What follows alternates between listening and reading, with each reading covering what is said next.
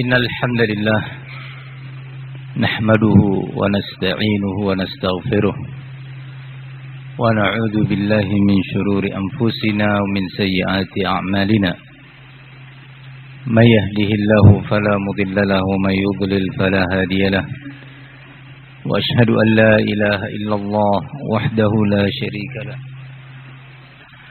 وأشهد أن محمدا عبده ورسوله يا أيها الذين آمنوا اتقوا الله حق تقاته ولا تموتن إلا وأنتم مسلمون يا أيها الناس اتقوا ربكم الذي خلقكم من نفس واحدة وخلق منها زوجها وبث منهما رجالا كثيرا ونساء واتقوا الله الذي تساءلون به والأرحام إن الله كان عليكم رقيبا يا أيها الذين آمنوا اتقوا الله وقولوا قولا سديدا يصلح لكم أعمالكم ويغفر لكم ذنوبكم ومن يطع الله ورسوله فقد فاز فوزا عظيما أما بعد فإن خير الكلام كلام الله وخير الهدي هدي محمد صلى الله عليه وعلى آله وسلم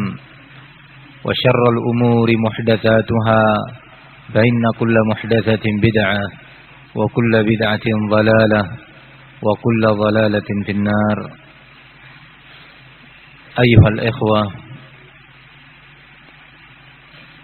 pada malam hari ini kita berjumpa di Ma'had Ahli Sunnah di kota Ambon untuk نستزيد فيه علما ونستزيد فيه إيمان ونستزيد فيه العمل, dalam rangka untuk kita menambah ilmu dan dengannya kita berharap juga menambah iman, dan pula dengan itu kita mengharap bertambahnya amal.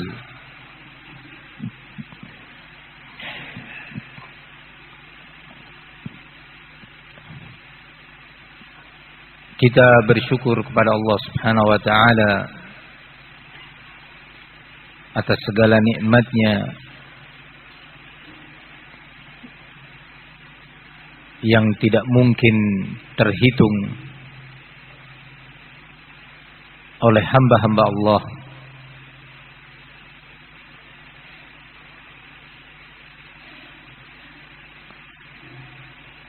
Bersyukur atau amalan asyukur adalah amalan yang mudah diucapkan, namun dia berat pada realitanya, pada penerapannya.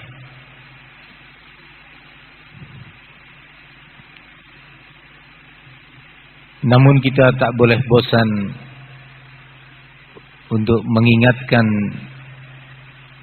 diri-diri kita semuanya terhadap amalan syukur ini.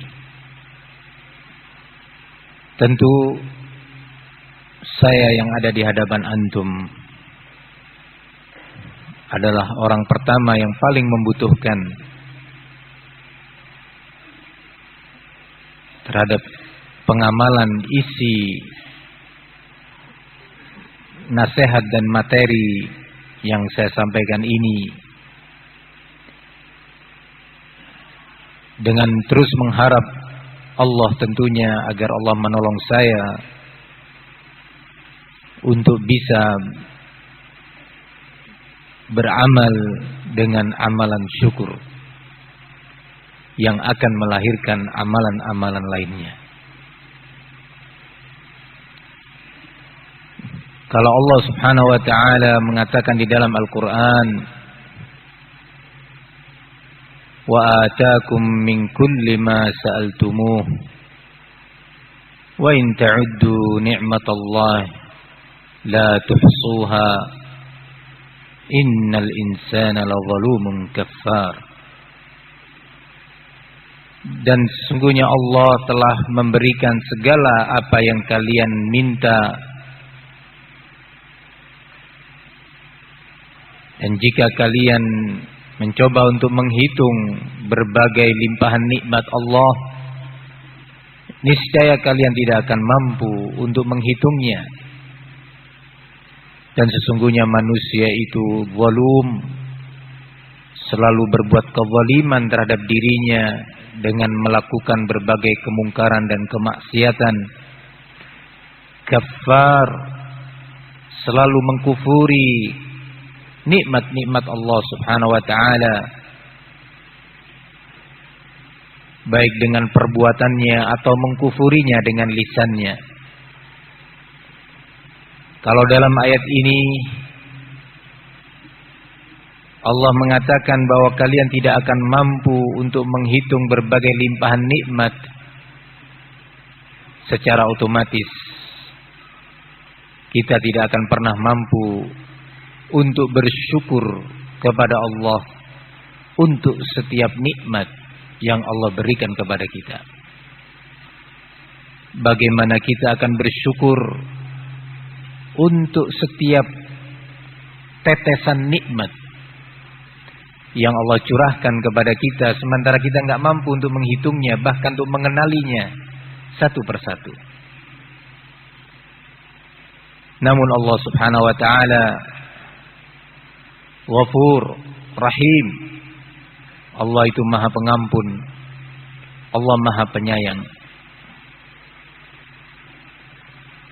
Kalau seandainya Allah akan memperhitungkan semua perbuatan manusia di muka bumi ini, diperhitungkan satu persatu, setiap ada kesalahan Allah turunkan balasannya, tidak akan tersisa lagi di muka bumi ini seorang hamba pun, bahkan seorang makhluk pun.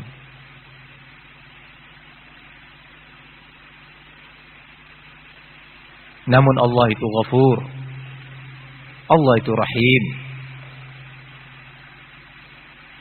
Tapi juga kita tidak boleh merasa aman, merasa terjamin dari kemungkinan marah Allah Subhanahu wa taala. Nikmat Allah Subhanahu wa taala yang banyak itu, yang tidak mungkin kita sebutkan satu persatu sepanjang umur kita, walaupun kita bersatu padu untuk mengkalkulasinya, mencatat berbagai nikmat tersebut. Namun pada malam hari ini ada beberapa nikmat yang mungkin kita ingat dan kita bisa sebutkan. Di antara nikmat-nikmat Allah tersebut, bahkan di antara nikmat-nikmat Allah yang besar terhadap hamba-hambanya adalah nikmatul iman, nikmatul Islam. Kita diberi nikmat keimanan sebagai seorang mukmin. Nikmat Islam sebagai seorang muslim yang barang siapa menjalani hidup di dunia ini di atas iman dan Islam dan mengakhirinya dengan iman dan Islam, maka dijamin dia sebagai ahlul jannah. Nikmat yang besar ini, nikmatul iman wa nikmatul Islam,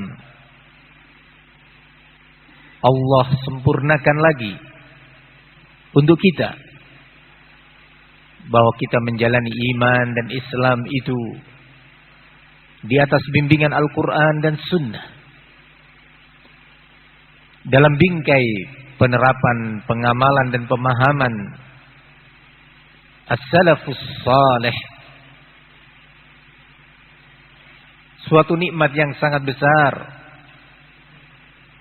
Bagaimana tidak, sementara Nabi kita menyampaikan dalam hadisnya, man amila amalan laisa alaihi amruna fahuwa raddun. Barang siapa yang beramal suatu amalan yang bukan bagian dari perintahku atau contoh dan teladan beliau, maka sungguh kata beliau amalan itu tertolak. Mardudun alaih, tertolak kepada pelakunya, tidak diterima sebagai amalan saleh. Baik itu amalan saleh terkait ibadah praktis, salat, saum, zakat dan yang lainnya, ataukah itu ibadah-ibadah lisan, ataukah itu ibadah-ibadah qalbu terkait keimanan dan cara beriman, terkait al-aqidah, berbagai permasalahan akidah. Dia berakidah dan beriman dan beribadah sesuai dengan bimbingan sunnah, sehingga dengan itu dia telah memenuhi persyaratan, salah satu dari dua persyaratan diterimanya amalan. Nikmat. Betapa rugi dan hancurnya kita apabila ternyata berbagai amalan ibadah kita, akidah kita, dakwah kita, tarbiyah pendidikan kita, manhaj kita di luar bingkai as-salafus salih.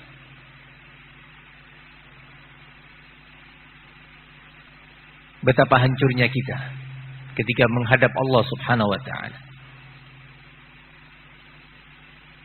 Wa qadimna ila ma 'amilu min 'amalin faj'alnahu haba'an manthura. Dalam ayat ini Allah memberitakan kepada kita bahwa di hari kiamat Allah mendatangi berbagai amalan yang mereka lakukan, dan kata Allah, kami jadikan berbagai amalan itu haba'an manthura, bagaikan debu yang berterbangan sia-sia, tidak bermanfaat. Di hari di saat kita membutuhkan amalan-amalan kita ditunjukkan oleh Allah sebagai amalan soleh, harapannya dengan rahmat Allah dan taufiknya dengan amalan soleh tadi kita dapat masuk ke dalam jannahnya. Betapa hancurnya kita di hadapan Allah apabila ternyata Allah tunjukkan kepada kita berbagai amalan kita dengan segala bentuknya tidak dinilai sebagai amalan saleh.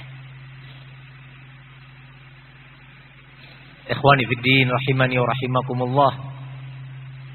Maka bersyukurlah seorang hamba ketika dalam menjalani Islamnya, dalam menjalani iman dan akidahnya, ibadahnya, berada dalam bingkai sunnah Rasulullah sallallahu alaihi wasallam.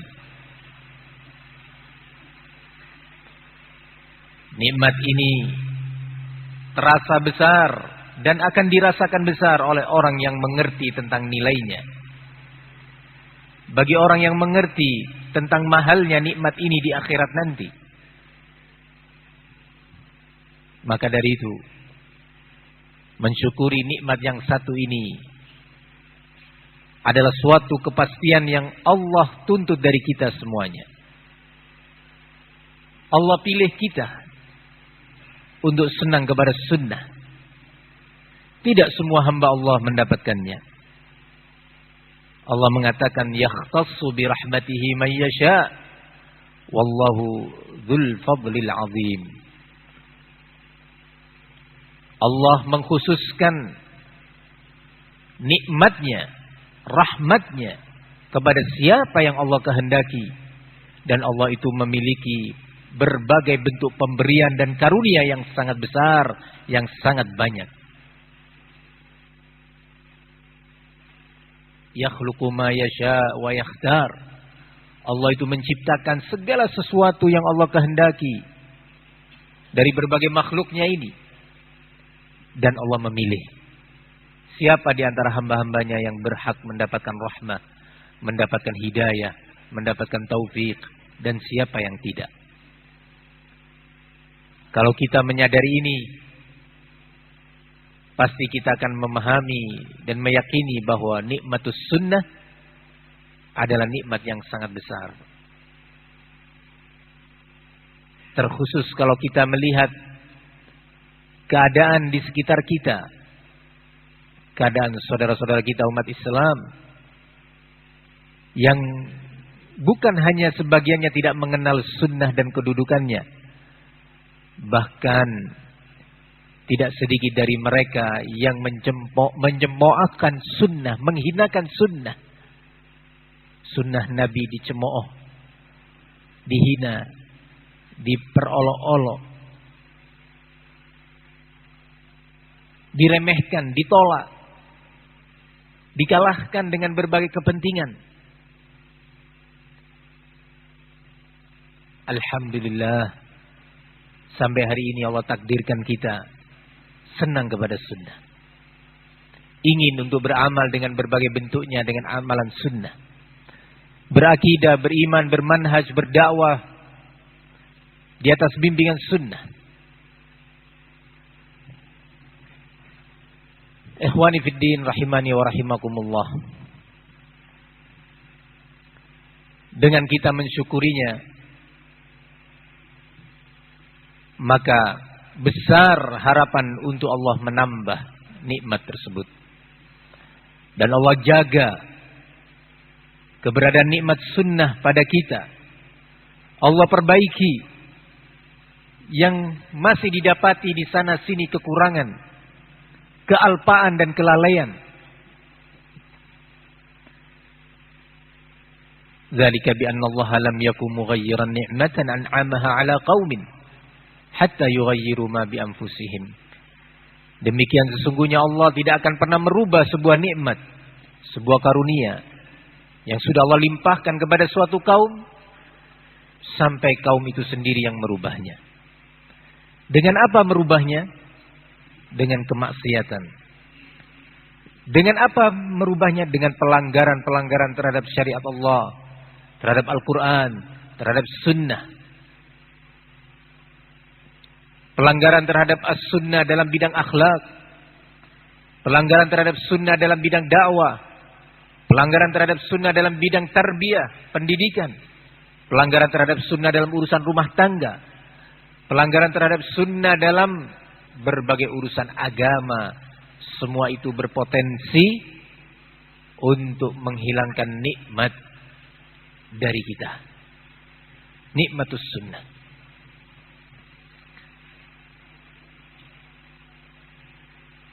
Maka majlis malam hari ini adalah salah satu dari majlis evaluasi. Apakah kita sudah benar-benar bersyukur kepada Allah Subhanahu wa taala ataukah belum? Sehingga dengan bersyukur itu Allah Subhanahu wa taala akan menambah nikmat yang sudah ada dalam bentuk yang pertama, nikmat al-istiqamah. Nikmat al-istiqamah di atas Al-Quran was sunnah.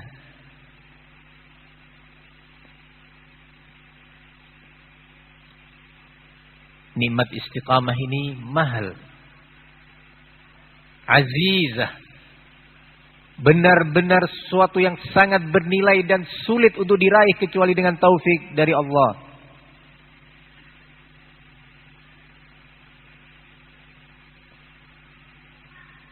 Nikmat al-istiqamah yang Allah sebutkan dalam ayatnya, yang berkonteks berita atau khabar namun dia berfungsi perintah, amr minallah. Allah mengatakan innal ladzina qalu rabbunallah tsumma istaqamu. Sesungguhnya orang-orang yang telah bersaksi, berikrar dan mengatakan Rabb kami adalah Allah, pencipta kami, pengatur dan pemilik kami, yang berhak untuk kami ibadahi satu-satunya tanpa yang lainnya adalah Allah. Tsumma istaqamu, kemudian mereka beristiqamah. di atas ucapan yang sudah dilontarkannya, dan istiqamah di atas segala konsekuensi yang muncul dari pernyataan Rabbunallah. Tatanazzalu alaihimul malaikah, akan turun berbondong-bondong kepadanya para malaikat. Disebutkan oleh para mufassirin, yakni indal ihtidar, yaitu ketika menjelang sakaratul maut. Turun berbondong-bondong para malaikat dari langit menyambut calon jenazah.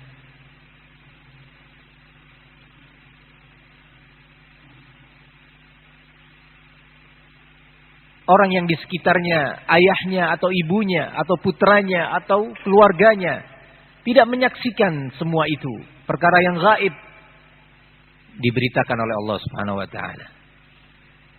Boleh jadi keluarganya menangis,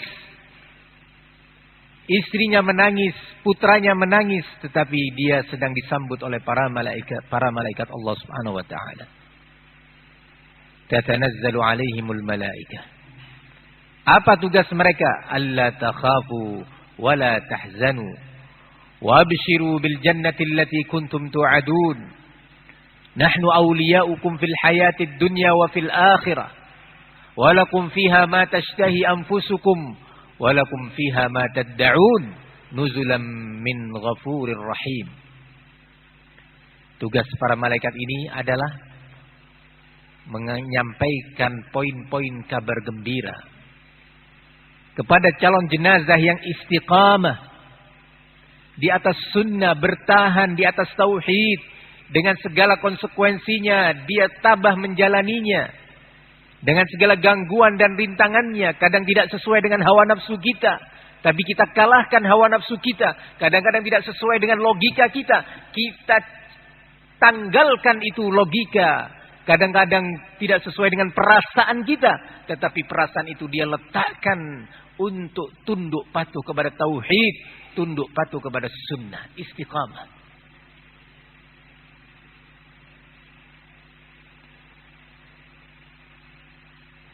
Kabar gembira itu, malaikat menyatakan, alla takhafu, jangan kalian takut, yakni atas apa yang akan terjadi setelah kematian ini. Jangan takut, jangan khawatir, dihibur calon jenazah ini. Mungkin dia di ruang ICU, mungkin dia di rumah, di kamarnya bersama keluarga dan anak-anaknya, tapi dia menikmati hiburan-hiburan dan berita gembira dari para malaikat. Wala tahzanu, dan jangan kalian khawatir, yakni atas segala sesuatu yang kalian tinggalkan dari keluarga dan yang lainnya. Allah jamin untuk dijaga keimanannya, keistiqomahannya. Jangan khawatir, kata Allah. Dan bergembiralah kalian dengan surga, jannah, yang sudah Allah janjikan, Allah siapkan untuk kalian. Di dalamnya kalian dapat menginginkan apa saja. Tersedia di dalamnya segala sesuatu yang kalian inginkan. Semua itu sebagai jamuan dan hidangan dari Allah, Ghafur, Rahim, yang Maha Pengampun, Maha Penyayang. Disebutkan sifat Allah yang Ghafur, nama Allah yang Ghafur dan Rahim.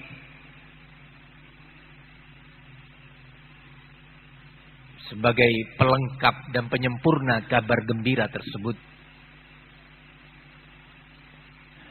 Ikhwani fiddin, a'azzani Allah wa iyyakum. Nikmat al-istiqamah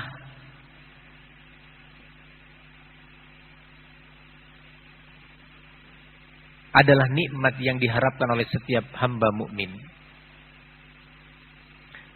Sekaligus di tengah harapannya yang sangat tinggi untuk mendapatkan nikmatul istiqamah, dia juga khawatir dan cemas terhadap nasib dirinya. tidak merasa aman dari kemungkinan jatuhnya dia dan tergelincirnya dia dalam jurang kehancuran. Tidak merasa aman akan terus berlangsung nikmat ini. Harap-harap cemas antara raja dan khauf, antara harapan untuk mendapatkan istiqamah dan terus hingga akhir ajalnya, dan juga cemas, khawatir. Bagaimana tidak? Sementara Nabi kita alaihi salatu wassalam dalam hadis yang ma'ruf al-muttafaq alaih dari sahabat Abdullah bin Mas'ud radhiyallahu anhu qala sallallahu alaihi wasallam, fawalladzi la ilaha ghairuh innar rajul la ya'malu bi'amali ahli al-jannah wa ma bainahu wa bainaha illa dhira' fayasbiquhu al-kitab fa'amila bi'amali ahli an-nar fayadkhuluha. Sesungguhnya seseorang telah beramal dengan amalan-amalan ahlul jannah, amalan-amalan yang mengantarkan dia kepada surga Allah, amalan yang zahir maupun yang batin. Subhanallah, tidak tersisa lagi antara dia dengan jannah kecuali sehasta. Namun Alkitab, Al-Lauhul Mahfuz yang mencatat segala sesuatu dan segala nasib hamba-hamba Allah telah mendahuluinya, bahwa dia akan mengakhiri hidupnya dengan amalan ahli nar, amalan yang menyeret dia ke dalam neraka Allah, dan akhirnya dia melakukannya dan akhirnya dia masuk ke dalam an-nar. Tidak merasa aman dari kemungkinan jatuhnya dia dalam kesesatan dan penyimpangan, kemungkaran, bahkan sampai pada kekufuran. Seorang ketika mendengar hadis ini, sikap pertama yang muncul di hatinya adalah mensyukuri nikmatul iman, nikmatus sunnah. Yang kedua, dia semakin tinggi sifat raja kepada Allah, semakin meninggi rajanya, harapannya kepada Allah, kepada rahmatnya, kepada taufiknya, kepada perlindungannya, dan semakin khawatir terhadap nasibnya, dia takut. Itu akhlak seorang mukmin. Tidak putus asa dan tidak berbangga. Tidak merasa aman dari kemungkinan jatuhnya dia dalam kehancuran. Fala ya'manu makrallah, afa aminu makrallah, fala ya'manu makrallah illal qaumul khasirun. Apakah mereka merasa aman dari makar Allah, yakni sebagai balasan terhadap makarnya yang dia lakukan terhadap Allah, terhadap nikmatnya, terhadap agamanya? Sungguh tidaklah merasa aman seseorang dari makar Allah kecuali adalah orang-orang yang merugi, kaum yang merugi. Merasa aman dia, seolah-olah istiqomah itu ada di dalam kantong dia, ada di dalam lemari yang dia kunci rapat-rapat.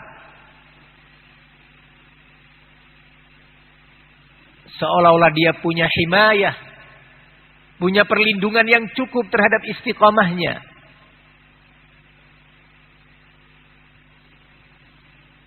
Afa aminu makrallah. Apakah mereka merasa aman dari kemungkinan datangnya makar Allah datang menimpa dirinya akibat dari perbuatan dia sendiri yang mungkin dia tidak menyadarinya atau terlalu jauh dalam kelalaian. Fala ya'manu makrallah illal qaumul khasirun.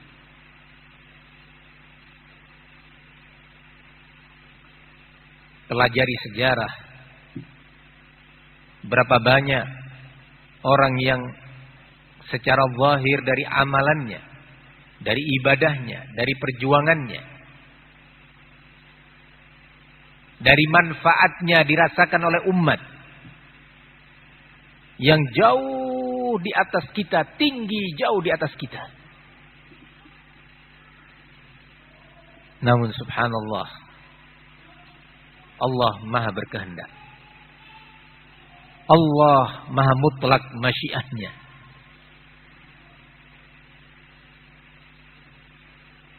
Ternyata dia jatuh tergelincir dalam jurang yang dalam.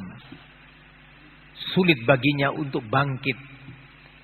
Apalagi sampai dia akan mendaki ke permukaan menyelamatkan diri dari jurang yang dalam tadi.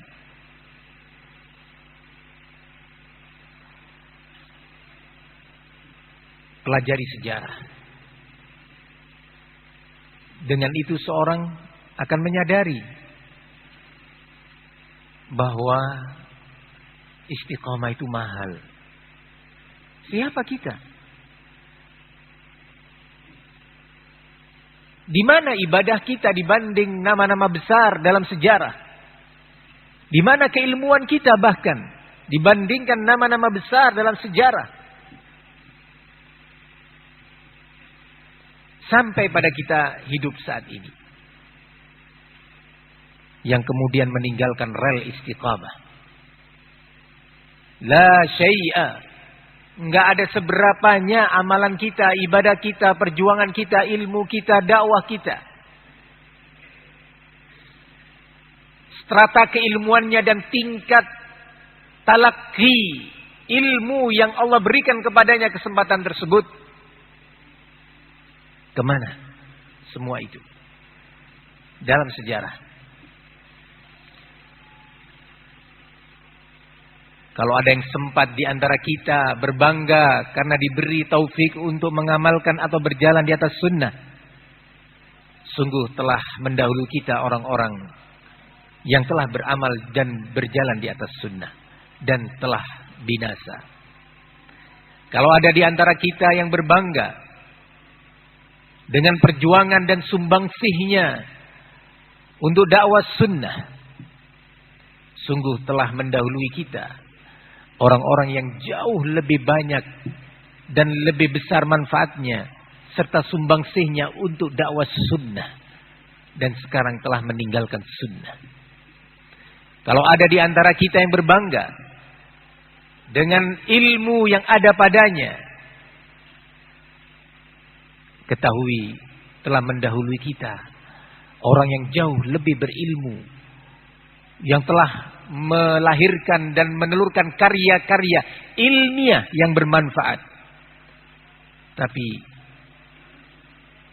Al-Lauhul Mahfuz yang mencatat segala sesuatu yang akan terjadi sampai hari kiamat nanti telah mendahului. Seorang muslim sejati yang selalu menjalani ibadahnya, akidahnya, dakwahnya, ma baina khaufin wa raja, antara perasaan takut dan khawatir, namun di sisi lain disertai dengan adanya sifat raja, harapan yang besar. Sehingga al-khauf yang ada padanya tidak melahirkan kecemasan yang berlebihan dan putus asa untuk bangkit. Dan tidak pula roja yang ada padanya berlebihan hingga memunculkan perasaan aman dari kemungkinan dia jatuh terpelanting dalam jurang penyimpangan. Ikhwani fid din, azani Allah wa iyyakum. bagi para hafazatil Quran, bagi para talabatul ilm yang telah diberi taufik untuk menjadi huffazul Quran, ushkuru rabbakum. Syukuri nikmat ini dan amalkan Al-Quran dengan penuh kesabaran, keikhlasan dan ketabahan. Sungguh telah mendahului Anda para hafazatul Quran yang ternyata dalam perjalanan dan langkah berikutnya dia bersama dengan ahlul batil, bersama dalam barisan ahlul bid'ah. Nama besar dalam sejarah Abdurrahman bin Muljim, sebagaimana sudah sering disebutkan oleh asatidzah kita, menukilkan dari para ulama kita. Ya hafizal Quran, isma' wattaqillah. Dengarkan dan bertakwalah Anda kepada Allah. Abdurrahman bin Muljim bukan hanya sekedar hafizul Quran, bukan hanya sekedar sebagai mudarrisul Quran, tapi dia seorang hafizul Quran wa mudarrisul Quran yang mendapatkan rekomendasi dari orang nomor 2 dalam Islam setelah Abu Bakar As-Siddiq, yaitu Umar ibn Khattab. Bagi yang mendapatkan ijazah dari masyayikhnya dalam bidang Al-Quran misalkan, ketahuilah bahwa Abdurrahman bin Muljim adalah utusan Amirul Mukminin Umar ibn Khattab untuk mengajar Al-Quran di negeri Mesir atas permintaan gubernur Mesir kala itu Amr ibn al-As. Dikirimlah Abdurrahman bin Muljim disertai surat dari khalifah, bukan dari bupati, bukan dari seorang syekh biasa atau alim biasa, khalifah wa orang nomor 2 dalam Islam.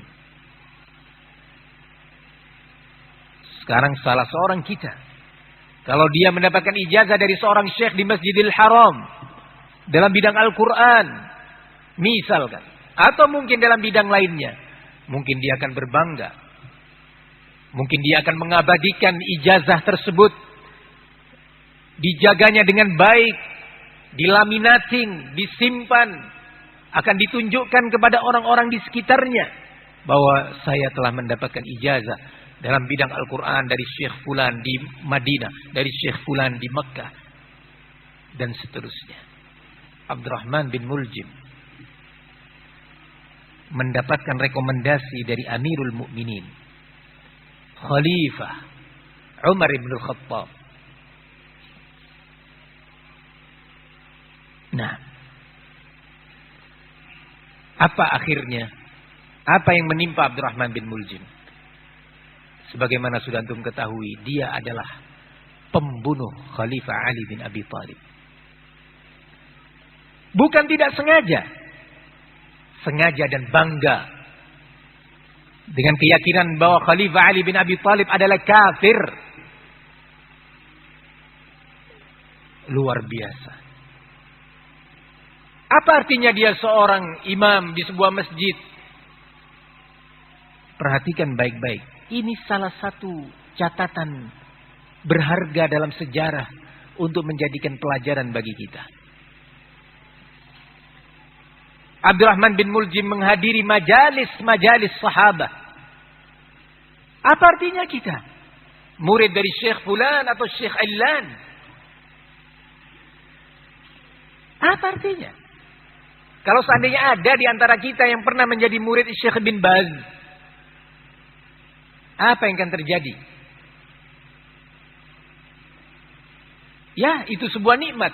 Tetapi ketika nikmat itu tidak disyukuri, justru dijadikan bahan untuk melakukan kemaksiatan kepada Allah. Kemaksiatan dalam bentuk ujub, dalam bentuk bangga, dalam bentuk menolak al-haq, atau dalam bentuk untuk mendapatkan sanjungan dan kultus, itu kemaksiatan yang akan membinasakan pemiliknya atau pelakunya. Tidak tanggung-tanggung. Murid Abdul Aziz bin Baz,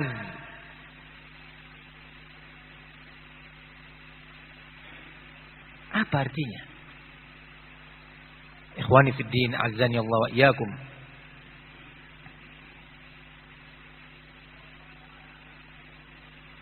Sebelum kita lanjutkan, nampaknya sudah masuk waktu Ustaz Iqbal. Tiba waktu Isya.